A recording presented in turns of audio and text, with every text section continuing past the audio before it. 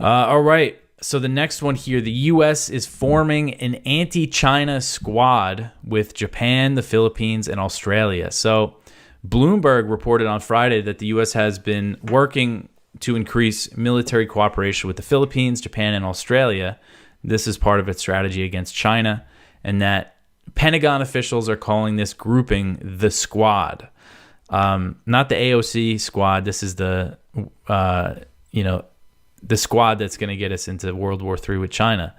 So the defense chiefs of the U.S., the Philippines, Japan, and Australia, they met in Hawaii on May 2nd, which is last Thursday, and they issued a joint readout of the meeting that used very harsh rhetoric against China, specifically against China's claims to the South China Sea and their claims in the South China Sea, I should say, and the East China Sea. And these are two areas where the U.S. has vowed to intervene if these maritime disputes turn into shooting wars. So very strong language. I'll read some of it.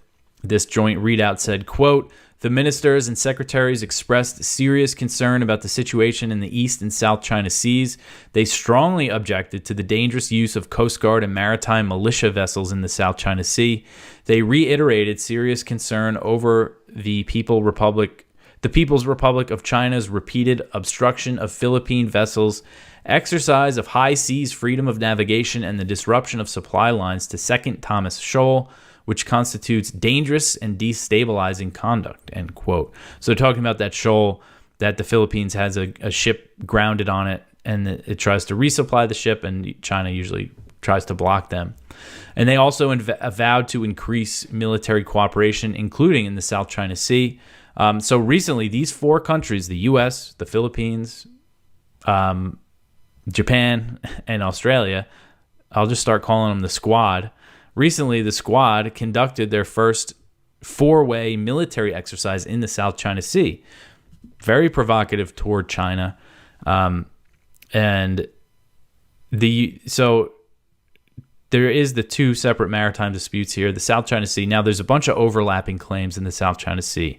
You have Vietnam has very sweeping claims as well. Brunei and Taiwan claims all the same things as China. That's something that's people usually don't talk about. They actually drew what they call the 9-dash line that China bases its claims on. It was actually initially drawn up by Taiwan. There's all sorts of disputes there, but the real kind of flashpoint is that China and the Philippines. You have the U.S. has said, they've made this formal, that the U.S.-Philippine Mutual Defense Treaty applies to attacks on Philippine ships, Philippine boats in the South China Sea. They've made a similar commitment for Japan over in the East China Sea. The Senkaku Islands are similar, uninhabited, very small kind of reefs that are controlled by Japan. And China's Coast Guard shows up once in a while, and they have kind of these standoffs. Haven't gotten as tense as the ones over in the South China Sea, but still, the U.S., when that happens, the U.S. says, "Hey, we'll go to war over these islands."